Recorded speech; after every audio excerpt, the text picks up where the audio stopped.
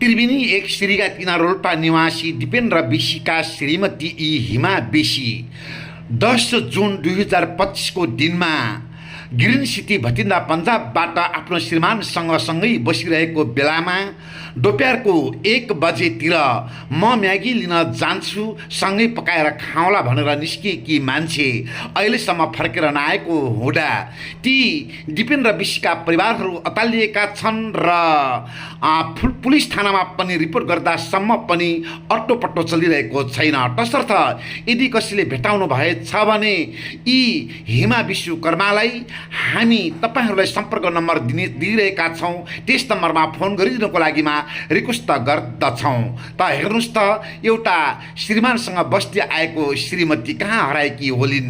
बिचरा दिपेन्द्र बेसीको रोई रोई बुढा हाल भएको छ र सम्पर्क गरिदिनुको लागिमा हामी नम्बर दिइरहेका छौँ। त्यस नम्बरमा सम्पर्क गरिदिनु होला। हस्त सबैमा हार्दिक नमन।